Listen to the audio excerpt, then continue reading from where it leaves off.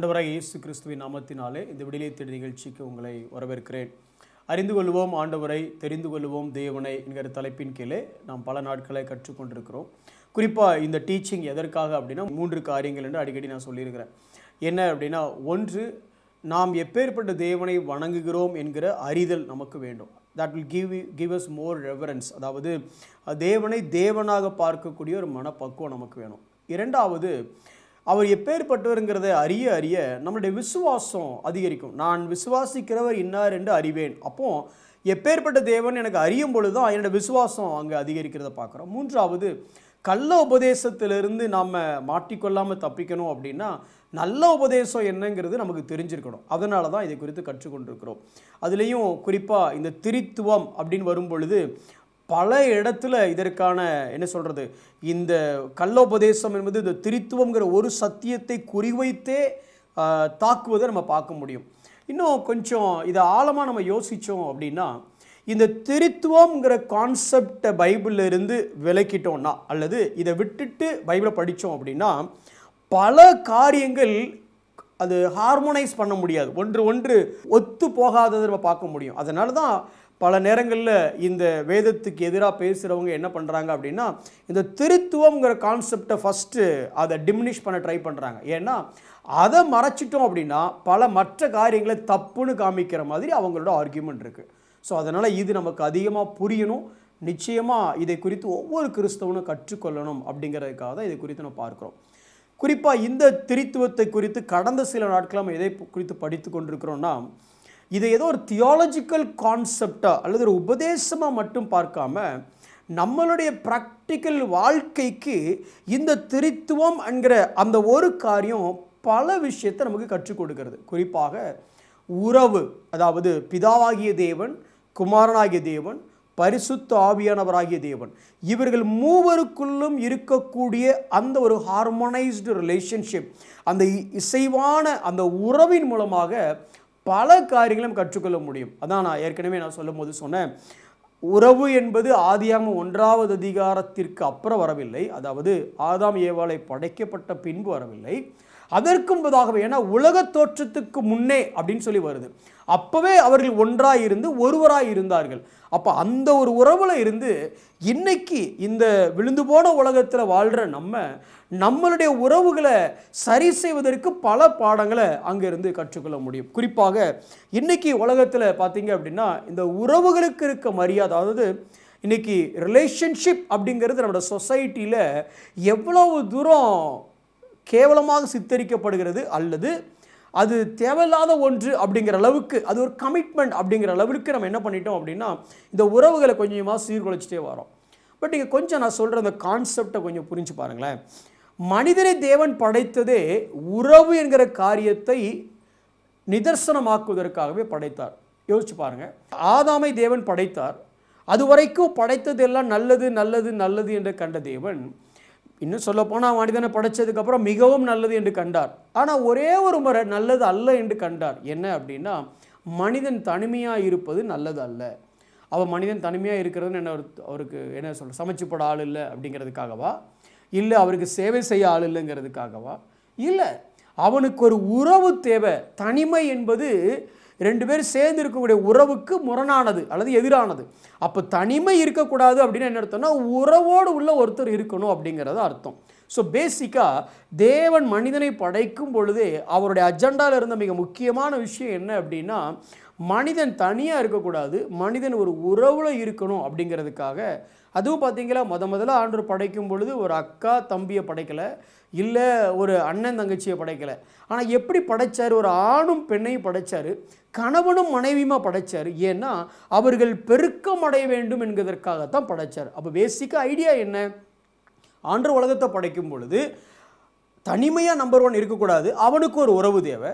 சரி, இந்த ஒரு உறவோடு இந்த உலகம் முடிஞ்சு போனோம், இல்லை, பல உறவுகள் தேவை. அதனால தான் பி ஃப்ரூட்ஃபுல் அண்ட் மல்டிப்ளை, நீங்கள் பழுகி பெருகி உலகத்தை நிரப்புங்கள்னு சொல்லும் பொழுது உலகம் முழுவதும் உறவுக்கார கூட்டமாக அமையட்டும். அதான் சகோதர அன்பு அல்லது அன்புங்கிற ஒரு காரியத்தை எஸ்டாப்ளிஷ் பண்ணுறாரு. உறவு என்கிற விஷயம் இல்லை அப்படின்னா அன்புங்கிற விஷயத்தை புரிந்து கொள்ளவே முடியாது. அன்புங்கிற ஒரு விஷயம் இல்லை அப்படின்னா உறவு என்கிற விஷயத்தை நிலைவரப்படவே முடியாது. அன்பு இல்லைன்னா ரிலேஷன்ஷிப் இல்லை. ரிலேஷன்ஷிப் இருந்தால் தான் அன்பையே காட்ட முடியும். அதுதான் இங்கே நிதர்சனமான உண்மை. அதனால தான் இந்த உறவுங்கிறது எவ்வளோ முக்கியம். அந்த உறவுக்கு யார் சார் ஆரம்பம் அப்படின்னு பார்த்தீங்கன்னா, முதலாக நல்ல ஒரு உறவில், நல்ல ஒரு ரிலேஷன்ஷிப்பில் இருந்தவங்க யாருன்னு பார்த்தீங்கன்னா, பிதாவாகிய தேவன், குமாரனாகிய தேவன், பரிசுத்த ஆவியானவராகிய தேவன். அவர்களுக்குள்ள உறவு இருந்ததுனால இப்படிப்பட்ட உறவை இந்த உலகத்துக்குள்ள எஸ்டாப்ளிஷ் பண்ணுவதற்காக இந்த ஆதாம் ஏவாள் அவர்கள் மூலமாக சந்ததி பழுகி பெருகக்கூடிய சந்ததி உறவுக்காக. ஆனால் இன்றைக்கி நம்மளுடைய வாழ்க்கையை பாருங்கள். இன்றைக்கி இந்த என்ன சொல்கிறது, இந்த டெக்னிக்கல் அட்வான்ஸ்மெண்ட் இதெல்லாம் என்ன பண்ணிடுச்சு அப்படின்னா, நமக்கு மனிதர்களை விட இயந்திரங்கள் மேலே பிரியம் ஜாஸ்தி ஆகிடுச்சு. God made man for man, but man is very beloved with machines அப்படின்னு ஆயிடுச்சு. அதாவது தேவன் மனிதனை மனிதனோடு இருப்பதற்காக படைத்தார். ஆனால் இன்றைக்கி நாம் மனிதனோடு இருக்கிறத விட, அல்லது மனுஷியோடு இருக்கிறத விட மெஷினோட தான் அதிகமாக இருக்கிறோம்ல. நம்ம கையில் இருக்கிற மொபைல் ஃபோனை பிரிஞ்சு நம்மளால் இருக்க முடியறதில்ல. அப்படிப்பட்ட சூழ்நிலைக்கு வந்து இதெல்லாம் ஒரு வகையான டிசெப்ஷன். மொபைல் ஃபோன் பயன்படுத்துறது தப்புன்னு நான் சொல்ல வரல. உறவை தாண்டி மொபைல் உள்ள வரும்பொழுது அது எதுவாக இருந்தாலும் அது பாவமே. ஏன் அப்படின்னா, உறவுக்கு தான் தேவன் நம்மளை படைத்ததே ஒருவரோடு ஒருவர் வைத்துக்கொள்ளக்கூடிய அந்த ஒரு ரிலேஷன்ஷிப். இதை நம்ம ஆரம்பத்துலேருந்தே பார்க்குறோம் பாருங்களேன். God intended for relationship, enemy intended for separation. அவன் தான் பிரிக்க ட்ரை பண்ணுறான். சரி, இந்த உறவில் அடிப்படையாக இருக்கக்கூடிய ஒரு காரியம் என்னென்னா, சரி சார், எந்த உறவை பார்த்து கற்றுக்கொள்கிறது? எங்கே பார்த்தாலும் இதே பிரச்சனை தான் இருக்குது. கிறிஸ்தவங்க மத்தியிலையும் அதே பிரச்சனை இருக்குது, புறஜாதி மத்தியிலையும் அடிச்சுக்கிறாங்க. அப்போ ஒரு நல்லதொரு உறவை நான் எங்கே பார்க்குறது அப்படின்னா, சரி விடுங்க சார், இந்த உலகமே பாழான உலகம், விழுந்து போன உலகம், அதனால் இங்கே தேடாமல் கொஞ்சம் பரலோகத்தில் போய் தேடலாமே, அல்லது இந்த உலகத்தை விட்டு வெளியில் தேடலாமே அப்படின்னா, அப்படி தேடுனீங்கன்னா the perfect example is Trinity God, திரித்துவ தேவன். அவங்ககிட்ட இருந்து தான் இந்த உறவை கற்றுக்கொள்ள முடியும். கொஞ்சம் அவங்க உறவில் இருக்கக்கூடிய ஒரு சில காரியத்தை நான் சொல்கிறேன் பாருங்களேன். நம்ம அடிக்கடி திரித்துவத்தின் முதலாவது நபர் பிதாவாகிய தேவன், இரண்டாவது நபர் குமாரனாகிய தேவன், மூன்றாவது நபர் பரிசுத்த ஆவியானவராகிய தேவன். இதனால் நம்ம நினைப்பு என்ன இருக்குன்னா, ஃபஸ்ட்டு ரேங்க் எடுத்தது பிதா, அப்புறம் கொஞ்சம் ரேங்க் கம்மியானது குமாரன், அதுக்கப்புறம் கொஞ்சம் ரொம்ப கம்மியானது பரிசுத்த ஆவியானர். பாவம் அவர் தான் மூணாவது இடத்துல அப்படின்னு நினச்சிக்கிறோம்.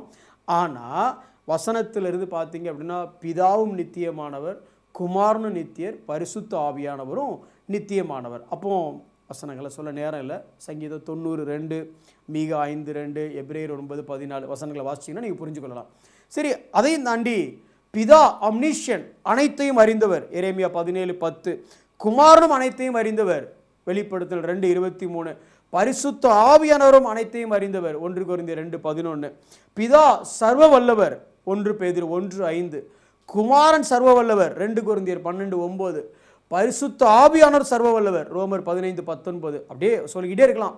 அதே மாதிரி பிதா சர்வ வியாபி, எரேமியா 23:24. குமாரன் சர்வ வியாபி, பரிசுத்த ஆவியானவர் சர்வ வியாபி.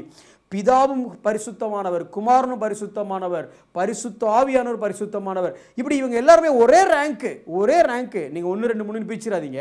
எல்லாரும் ஒரே ரேங்க்கு. ஒருத்தருக்கு எல்லாரும் 3 பேர் சர்வ வல்லவர்.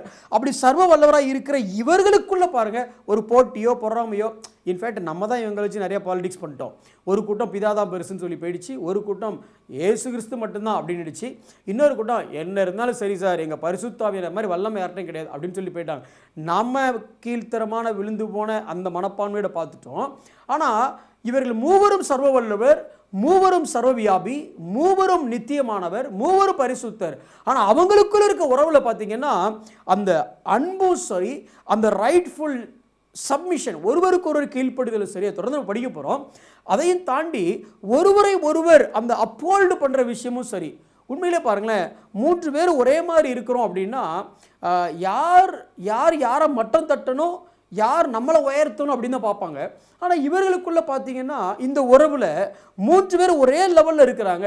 ஆனால் 3 பேர் பார்த்தீங்க அப்படின்னா ஒருத்தர் போட்டி போட்டுட்டு அடுத்தவங்களை உயர்த்துறதையும் அடுத்தவங்களை கனப்படுத்துறதையும், அதாவது பிதாவாகிய தேவன் குமாரனை கனப்படுத்துறாரு, குமாரன் பிதாவை கனப்படுத்துறாரு, குமாரன் பரிசுத்தாவியனை கனப்படுத்துறாரு, பரிசுத்தாவியனை குமாரனை கனப்படுத்துறாரு. இதுதான் ஒரு உறவுக்கான அஸ்திவாரம். இப்படி தான் உறவு இருக்கணும் அப்படின்னு சொல்லி வேதம் நமக்கு கற்றுக் கொடுக்குறது. இன்னைக்கு ஒரே ஒரு காரியத்தை மட்டும் சொல்லி கொடுக்குறேன் பாருங்களேன்.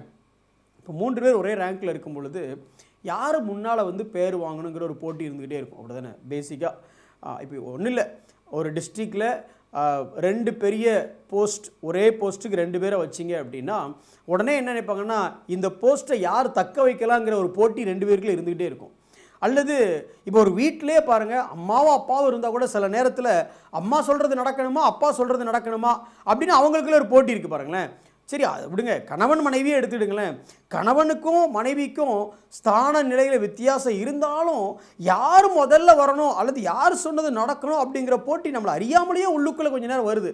ஆனால் இவங்கள பாருங்கள், கொஞ்ச காலம் இல்லை, நித்தியமாக சர்வ வல்லவர், நித்தியமாக சர்வவியாபி, நித்தியமாக சர்வஞானி, நித்தியமாக பரிசுத்தர். ஆனால் அவங்களுக்குள்ள போட்டி இல்லவே இல்லை. ஒரே ஒரு எக்ஸாம்பிள் மட்டும் காமிக்கிறேன். பிலிப்பியர் 2வது அதிகாரம் 9 முதல் 11 வசனங்கள் நமக்கு நல்லா தெரிந்த பகுதி தான். வாசிக்கிறேன் பாருங்களேன். அதில் குறிப்பாக 5வது வசனத்திலேருந்தே வாசிக்கிறேன்.